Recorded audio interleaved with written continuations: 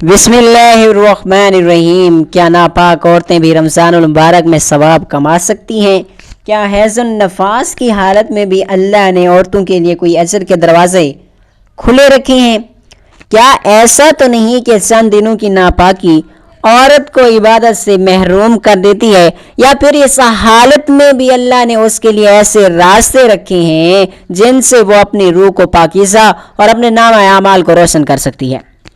کیا واقعی ایک عورت ناپاکی کی حالت میں بھی اللہ تعالیٰ کی محبوب ترین بن سکتی ہے؟ السلام علیکم ورحمۃ اللہ وبرکاتہ۔ میری پیاری معزز محترم عزیز بہنوں، آج ہم ایک ایسے موضوع پر بات کرنے جا رہے ہیں جس کے بارے میں بہت سی عورتوں کے دل میں خاموش سوال ہوتے ہیں۔ کبھی ہلکی سی اداسی ہوتی ہے، کبھی احساس محرومی بھی آ جاتا ہے۔ رمضان کا مہینہ ہو، مسجدوں میں رونق ہو، گھر میں تراویح کی آوازیں گونج رہی ہوں، قرآن کی تلاوت ہو رہی ہو، اور اسی دوران ایک عورت کو حیض آ جائے یا نفاس کی حالت شروع ہو جائے تو اس کے دل میں ایک چبھن سی ہوتی ہے کہ وہ سوچتی ہے کہ میں اب کیا کروں گی؟ کیا میں پیچھے رہ گئی ہوں؟ کیا میرا رمضان المبارک ادھورا رہ گیا ہے؟ سب سے پہلے تو ہمیں یہ سمجھنا ہوگا کہ ناپاکی کوئی گناہ نہیں ہے، کوئی عیب نہیں ہے، کوئی کمزوری نہیں ہے۔ حیض اور نفاس اللہ تعالیٰ کی طرف سے مقرر کیا گیا ایک فطری اور قدرتی نظام ہے۔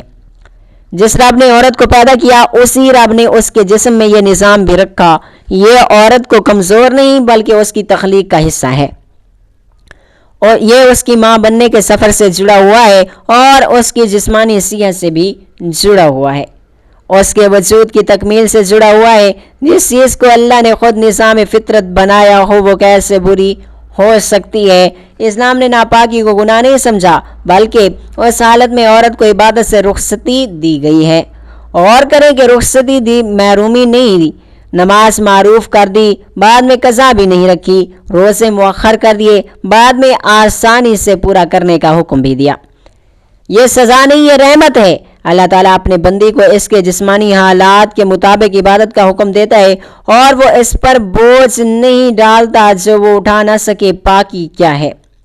پاکی صرف ظاہری نہیں، باطنی بھی ہے۔ وضو اور غسل ظاہری پاکی ہیں، لیکن دل کی صفائی، نیت کی سچائی، زبان کی سچائی، نگاہ کی حفاظت، یہ سب باطنی پاکی ہے۔ ایک عورت اگر حیض کی حالت میں ہے تو وہ نماز نہیں پڑھ سکتی، لیکن کیا وہ جھوٹ بولنے پر مجبور ہے؟ کیا وہ غیبت کرنے پر مجبور ہے؟ کیا وہ دل میں کینہ رکھنے پر مجبور ہے؟ نہیں۔ وہ اپنے دل کو صاف رکھ کر، اپنی نیت کو درست رکھ کر، اپنی زبان کو ذکر میں لگا کر ایک عظیم باطنی پاکیزگی حاصل کر سکتی ہے۔ ہماری پیاری ام المومنین حضرت عائشہ صدیقہ رضی اللہ تعالیٰ عنہ سے روایت ہے کہ رسول اللہ صلی اللہ علیہ وآلہ وسلم ان کے حجرے مبارک میں تلاوت فرما رہے تھے جب وہ حیض کی حالت میں ہوتی تھی۔ اس سے ہمیں کیا سبق ملتا ہے کہ یہ حیض کی حالت میں بھی عورت ناپاک ضرور ہے، مگر وہ اللہ کے ذکر سے دور نہیں ہے، وہ ایمان سے محروم نہیں ہے، وہ اللہ تعالیٰ کی رحمت سے کٹی ہوئی نہیں ہے۔ ایک اور روایات میں آتا ہے کہ حضرت عائشہ صدیقہ رضی اللہ تعالیٰ عنہ نے فرمایا، ہمیں حیض آتا تھا تو ہمیں روزوں کی قضا کا حکم دیا جاتا تھا، مگر نماز کی قضا کا حکم نہیں دیا جاتا تھا۔ اور کریں کہ اللہ تعالیٰ نے نماز جیسی عظیم عبادت کو بھی اس حالت میں معاف کر دیا۔ کیا اللہ کی شفقت یہ اللہ کی شفقت نہیں ہے؟ کیا یہ اس کی محبت نہیں ہے؟ اب سوال یہ پیدا ہوتا ہے کہ اگر ایک عورت ناپاکی کی حالت میں ہو، چاہے وہ عام دن ہو، چاہے رمضان المبارک کا مہینہ ہو، تو کیا وہ ثواب کما سکتی ہے؟ وہ بالکل ثواب کما سکتی ہے، اور بعض اوقات تو اس کی نیت اور صبر اسے اتنا اجر دے سکتی ہیں کہ وہ شاید عام حالت میں محسوس بھی نہ کر سکے۔ سب سے پہلی چیز ہے نیت۔ اگر ایک عورت کا دل یہ کہہ رہا ہو کہ اللہ میں تجھ سے محبت کرتی ہوں، میں نماز پڑھنا چاہتی ہوں، تو میں روزہ بھی رکھنا چاہتی ہوں، لیکن تو نے مجھے اس حالت میں رکھا، میں تیری رضا پر راضی ہوں، تو اس رضا پر بھی اجر عظیم کا وعدہ ہے۔ صبر خود ایک عبادت ہے، اور جب صبر اللہ کی رضا کے لیے ہو تو وہ بہت بڑا مقام رہتا ہے۔ رمضان میں اگر عورت حیض کی وجہ سے روزہ نہ رکھ سکے تو وہ سحری کے وقت اٹھ سکتی ہے، نیت بھی کر سکتی ہے کہ یا اللہ اگر میں پاک ہوتی تو میں روزہ بھی رکھتی۔ وہ افطار کے وقت دعا بھی کر سکتی ہے، کیونکہ دعا کے لیے پاک ہونا شرط نہیں ہے، وہ اللہ سے اپنے لیے، اپنے شوہر کے لیے، اپنی اولاد کے لیے، پوری امت مسلمہ کے لیے رو رو کر دعا مانگ سکتی ہے۔ اللہ دلوں کی آواز کو سنتا ہے، وہ ذکر کر سکتی ہے، جیسے سبحان اللہ، الحمدللہ، اللہ اکبر، لا الہ الا اللہ، استغفر اللہ اور درود شریف، یہ سب ہر حالت میں جائز ہیں۔ زبان کو ذکر میں مصروف رکھنا دل کو زندہ رکھتا ہے۔ رمضان مبارک میں ہر نیکی کا اجر کئی گنا بڑھا دیا جاتا ہے۔ اگر وہ ذکر کرے گی تو یقیناً اس کا اجر بھی بڑھا دیا جائے گا۔ وہ قرآن سن سکتی ہے۔ آج کے دور میں موبائل اور آڈیو لیکچرز موجود ہیں، وہ تفسیر سن سکتی ہے، سیرت کے واقعات سن سکتی ہے، دینی علم کو حاصل بھی کر سکتی ہے۔ علم حاصل کرنا بھی عبادت ہے۔ اگر وہ ان دنوں کو سیکھنے اور سمجھنے میں لگا دے تو یہ بھی ایک عظیم سرمایہ ہے۔ وہ گھر میں افطاری تیار کرے، نیت یہ ہو کہ میں روزہ دار کی خدمت کر رہی ہوں۔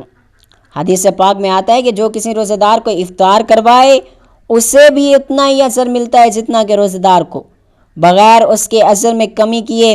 سوچیں اگر وہ خود روزہ نہیں رکھ پا رہی لیکن کسی اور کے لیے پانی کا ایک گلاس بھی رکھ دیتی ہے تو وہ بھی اجر کی مستحق ہے۔ وہ صدقہ دے سکتی ہے، خیرات کر سکتی ہے، چاہے تھوڑا سا بھی ہو۔ مسکرا کر بات کرنا بھی صدقہ ہے، کسی کی دل جوئی کرنا بھی صدقہ ہے، کسی کو معاف کر دینا بھی صدقہ ہے۔ رمضان مبارک تو ویسے ہی رحمتوں کا مہینہ ہے، اس میں ہر چھوٹا عمل بھی بڑا ہو جاتا ہے۔ اب ہم بات کرتے ہیں ان عورتوں کے بارے میں جو رمضان المبارک کے روزے رکھتی ہیں، نماز پڑھتی ہیں، تراویح بھی پڑھتی ہیں، ذکر و اذکار بھی کرتی ہیں، قرآن کی تلاوت بھی کرتی ہیں، اور اچانک انہیں حیض آ جاتا ہے یا نفاس کی حالت شروع ہو جاتی ہے تو وہ روزہ نہیں رکھ سکتی۔ کیا آپ اپنے آپ کو یہ سمجھ لیں کہ اب وہ سب سے پیچھے رہ گیا اور ان کا رمضان ختم ہو گیا؟ نہیں، ہرگز نہیں، بلکہ بعض اوقات ایسا ہوتا ہے کہ ان کے لیے اجر کے دروازے اور بھی زیادہ کھول دیے جاتے ہیں، کیونکہ اب ان کے پاس صبر کا اجر ہے، رضا کا اجر ہے، نیت کا اجر ہے، خدمت کا اجر ہے، ذکر کا اجر ہے اور دعا کا اجر بھی ہے۔ وہ ان دنوں میں اپنی اصلاح پر توجہ دے سکتی ہے، اپنے اخلاق کو بہتر بنا سکتی ہے، غصے کو کم کر سکتی ہے، زبان کی حفاظت کر سکتی ہے، رشتوں کو جوڑ سکتی ہے، کسی کی ناراض رشتہ دار کو منا سکتی ہے، کسی سے معافی مانگ سکتی ہے۔ یہ سب اعمال ایسے ہیں جن کا اثر صرف رمضان تک نہیں بلکہ پوری زندگی تک رہتا ہے۔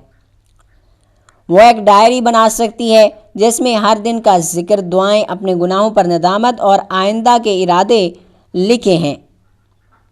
وہ اپنے بچوں کو دین سکھا سکتی ہے، شوہر کو ترغیب دے سکتی ہے، نماز باجماعت پڑھیں، گھر میں اب دینی ماحول بنا سکتی ہے۔ اگر ایک عورت گھر کا ماحول بدل دے تو پورا گھر جنت کا نمونہ بن سکتا ہے۔ یاد رکھیں، اللہ کے نزدیک محبوب بننے کے لیے صرف سجدہ ہی کافی نہیں، سچا دل بھی چاہیے۔ اور کبھی کبھی وہ دن جب آپ سجدہ نہیں کر سکتی تو آپ کو دل کی ایسی کیفیت دے دی جاتی ہے جو سجدوں سے بھی زیادہ قیمتی ہو جاتی ہے۔ میری پیاری بہنوں، ناپاکی کو ایک کمزوری نہ سمجھیں، یہ آپ کے رب کی طرف سے مقرر کردہ نظام ہے۔ ان دنوں کو ضائع نہ کریں، انہیں احساس محرومی میں نہ گزاریں۔ اللہ سے بات کریں، اس سے دعا مانگیں، اس سے روئیں، اس کا شکر ادا کریں کہ اس نے آپ کو عورت بنایا، ماں بننے کی صلاحیت دی اور آپ کے لیے آسانیاں بھی رکھی ہیں۔ رمضان المبارک سے روزے رکھنے کا نام نہیں ہے بلکہ رمضان المبارک دل کی اصلاح کا نام ہے۔ اگر دل زندہ ہے، نیت خالص ہے، زبان ذکر میں ہے، آنکھیں گناہ سے بچی ہوئی ہیں اور ہاتھ خیر میں لگے ہوئے ہیں تو یقین کریں کہ آپ کا رمضان المبارک بھی روشن ہے، آپ کا نامہ اعمال بھی بھر رہا ہے اور آپ بھی اللہ کے محبوب ترین بندوں میں شامل ہو سکتے ہیں۔ یا اللہ تبارک و تعالی ہم تمام عورتوں کو اپنے فرائض خوش دلی سے، اخلاص اور ذمہ داری کے ساتھ ادا کرنے کی توفیق عطا فرمائے۔ یا رب، تو نے ہمیں اولاد کی نعمت عطا کی، ہمیں ان کی بہترین تعلیم و تربیت کرنے کی طاقت و توفیق دے۔ ہمیں ایسا شعور عطا فرما کہ ہم اپنی اور اولاد کو اسلام کے اصولوں کے مطابق زندگی گزارنا سکھا سکیں، ان کے دلوں میں نماز کی محبت، قرآن کی نسبت اور تیرے خوف و محبت کو بسا سکیں۔ اے اللہ پاک، ہمیں ایسی ماں بنا جو صرف بچوں کی پرورش ہی نہ کریں بلکہ ان کے کردار کو بھی سنوار دیں، ان کی سوچ کو بھی پاکیزہ بنا دیں، انہیں دین اور دنیا میں کامیاب دیکھنے والی ہوں۔ یا رب ہمیں اچھی بیوی بننے کی توفیق دے جو اپنے شوہر کا دل جیتنے والی ہو، اس کی عزت و خدمت کرنے والی ہو، اس کے دکھ سکھ میں اس کا ساتھ دینے والی ہو اور اپنے گھر کو سکون و محبت کا گہوارہ بنانے والی ہو۔ اے اللہ ہمیں اچھی بہن بنا دے جو اپنے بھائیوں کے لیے دعاؤں کا سایہ ہو، ان کی کامیابی پر خوش ہونے والی ہو، ان کی مشکل میں ان کا سہارا بننے والی ہو، اور اپنی بہنوں کے لیے آسانی، خیر خواہی اور محبت کا ذریعہ بننے والی ہو۔ یا رب اگر ہم بیٹیاں ہیں تو ہمیں باحیا پردہ دار فرما بردار اپنے والدین کی آنکھوں کی ٹھنڈک بننے کی توفیق عطا فرما، ہمارے ہر رشتے میں برکت عطا فرما، ہمارے اخلاق کو سنوار دے، ہمارے دلوں کو پاک کر دے اور ہمیں ایسا کردار عطا فرما کہ جہاں بھی ہوں خیر محبت اور دین کی روشنی پھیلانے والے بن جائیں۔ آمین یا رب العالمین۔ پیاری بہنوں، اس ویڈیو کو معلوماتی ویڈیو سمجھ کر دوسروں تک ضرور شیئر کریں تاکہ ہر عورت تک یہ قیمتی پیغام پہنچ سکے۔